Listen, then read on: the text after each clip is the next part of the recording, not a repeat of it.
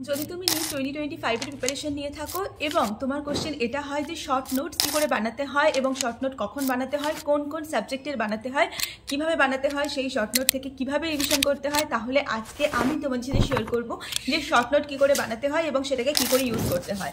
আমি আমার যাবতীয় শর্ট নোটসের যে কপিগুলো ছিল সেগুলো আজকে নিয়ে বসে গেছি তোমাদের সাথে শেয়ার করার জন্য। আমার শর্ট নোট সম্বন্ধীয় যাবতীয় এক্সপিরিয়েন্স, ইভেন আমি তোমাদের সাথে আমার কিছু শর্ট নোট শেয়ারও করবো। এই ভিডিওটা দেখার পর আই হোপ তোমার শর্ট নোট সম্বন্ধে আর কোনো রকম কোনো ডাউট থাকবে না। Hi everyone, I am Deblina, second year MBBS student from Malda medical college and hospital, and I hope আজকের ভিডিওটা তোমার জন্য একটা লাইফ চেঞ্জিং ভিডিও হতে চলেছে।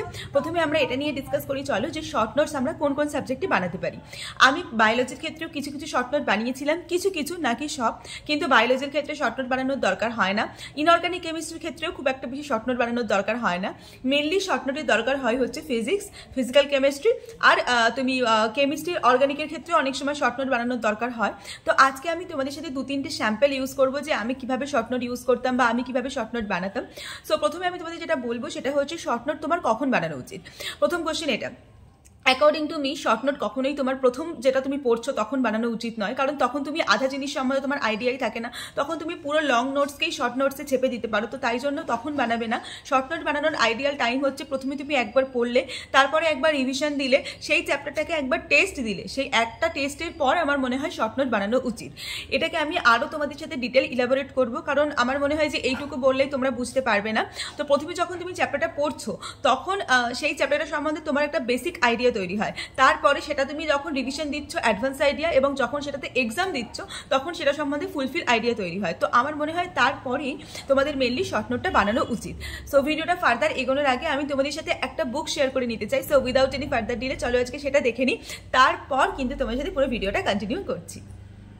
তোমাদের কথা মতো আমি অনেকগুলো বই দেখছিলাম, ফাইনালি এই বইটাই আমি জিতু ভাইয়ের ছবি দেখতে পাই, অ্যান্ড আমি কোয়াইট সারপ্রাইজ হয়ে যাই। তাই জন্য ভাবি যে এই বইটা কি এবং কিভাবে ইউজ করা হয় সেটা আমাদের সাথে শেয়ার করি। সো চলো এই বইটা সম্বন্ধে কিছু ডিটেলস আগে তোমাদের সাথে শেয়ার করে নিই। এটা হচ্ছে Oswaal books 19 years NEET UG for physics, chemistry and biology. এখানে তুমি পাবে 100% updated syllabus, extensive practice, concept clarity, valuable exam insight and 100% exam readiness. এখান থেকে তোমাদের যে মেনলি ক্যারেক্টারগুলো আছে সেটা হচ্ছে 100% সিলেবাস, যেটা নিটে 2024 এর মে সিলেবাস অব্দি আছে, extensive practice with 3500+ previous year question, আর তার সাথে দুটো প্র্যাকটিস সেস। সেই সাথে পেয়ে যাচ্ছ crisp revision with mind maps, mnemonics and appendix.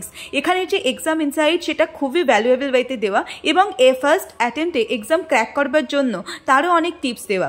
Concept clarity with extensive explanation of NEET's previous year paper is also available in this books.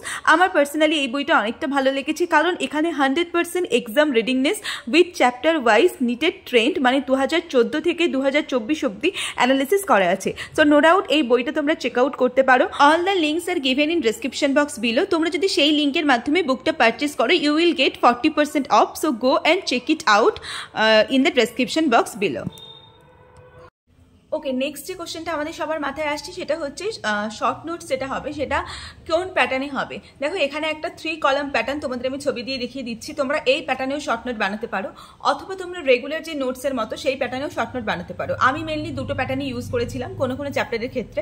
এবার আমি বলি যে আমি শর্ট নোট কখন বানাতাম। প্রথমে আমি বলি ফিজিক্সের কথা। ফিজিক্সের ক্ষেত্রে আমি মোটামুটি চেষ্টা করতাম সব সাবজেক্টের ক্ষেত্রেই শর্ট নোট বানানোর, কারণ হচ্ছে ফিজিক্স আমরা একটা সাবজেক্ট যেখানে শর্ট নোট থাকলে রিভিশন করতে অনেক বেশি ইজি হয়, কিন্তু যদি শর্ট নোট না থাকে তাহলে আমাকে লং নোটস থেকে রিভিশন করতে হয়।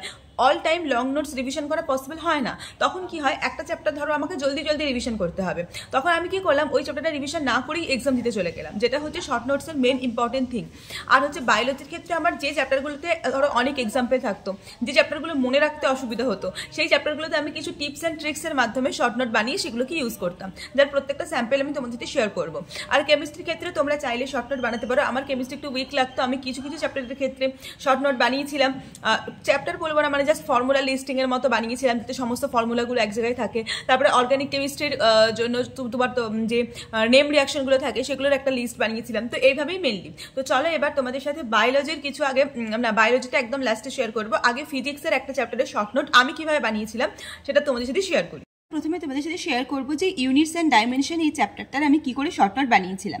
দেখো প্রথমে হচ্ছে তোমার আমি ওরকম 3 কলামস রুল কিন্তু ফলো করিনি, আমি মেনলি যেরকমভাবে নোটস বানাই সেরকমভাবেই বানিয়েছিলাম, কারণ এটা আমার অনেক পুরানো শর্ট নোটস এবং এটাই আমি আপ টু 2022 ইউজ করছিলাম।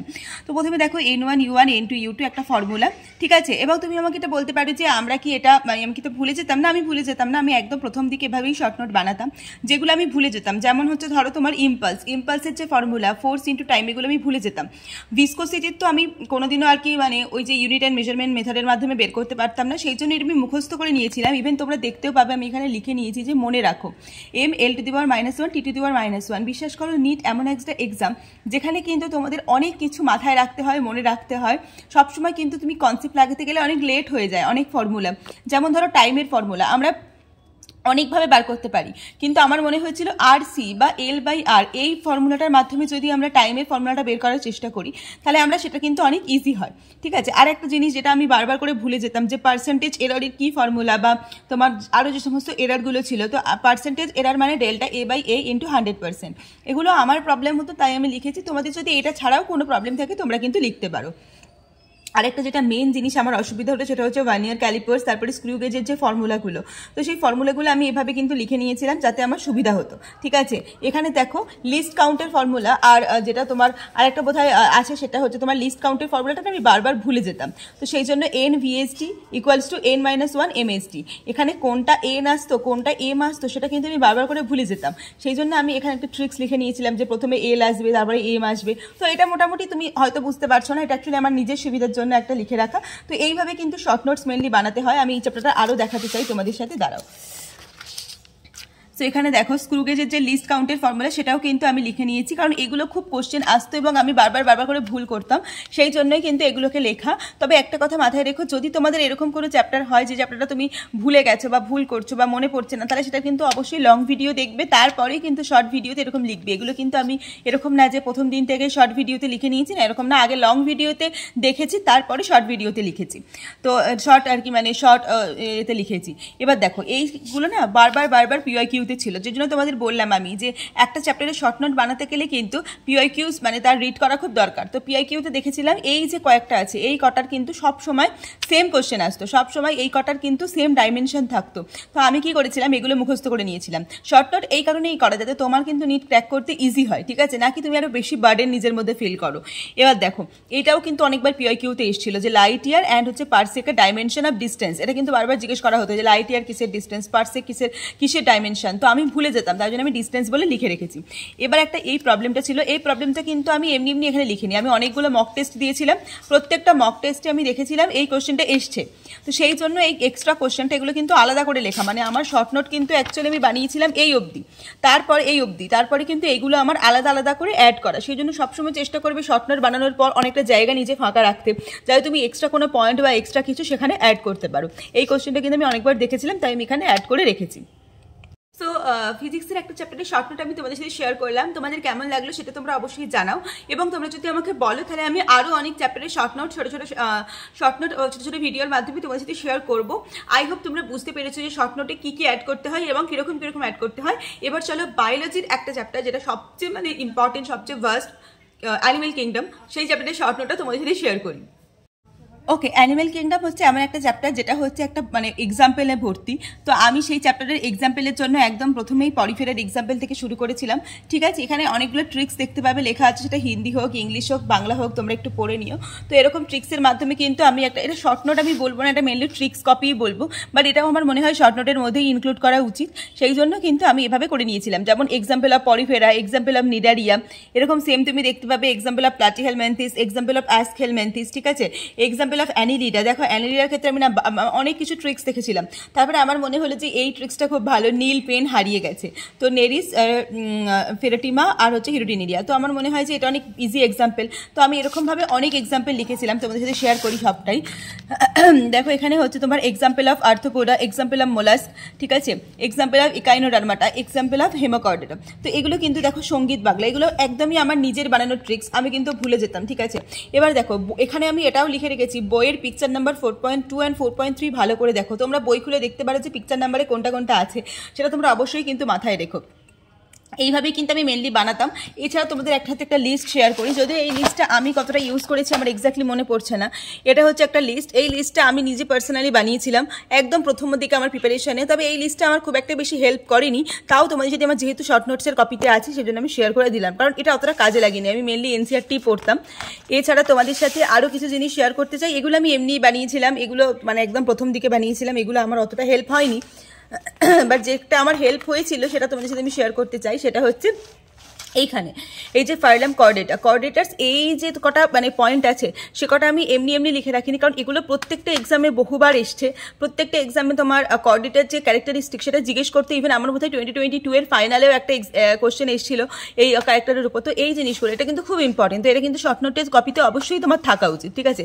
এবং এখানে দেখো 4.16 এর পিকচারটাও মুখস্থ করতে বলা আছে, এটা কোন পিকচার সেটা তোমরা অবশ্যই বই খুলে দেখে নিও।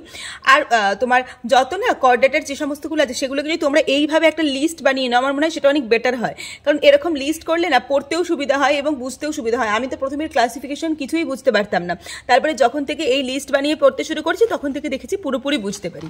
এছাড়া এখানে আগের চ্যাপ্টারগুলো যেমন মানে তোমার ট্রিক্সগুলো দিলাম, এখানেও অনেক ট্রিক্সগুলো আছে, ইউরোকর্ডেটা, সাইক্লোস্টোমাটা, ঠিক আছে, প্রত্যেকটার জন্য আলাদা আলাদা করে ট্রিক্স কিন্তু এখানে আছে।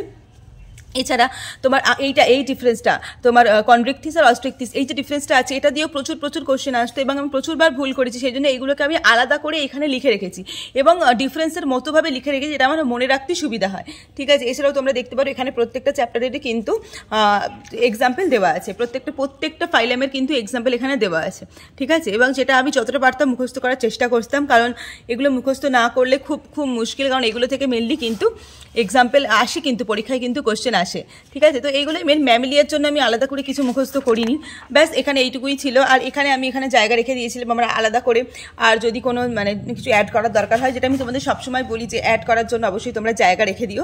So bus that's it. আর আমি আর একটা জিনিস বানিয়েছিলাম, এটাও তোমাদের সাথে শেয়ার করে দিই, যেহেতু আমি বানিয়েছিলাম, বাট এটাও আমি আবারও যেটা সেম খুব একটা বেশি ইউজ করিনি, কারণ এই পার্টগুলো আমার খুব একটা বেশি ইউজ করতে লাগেনি।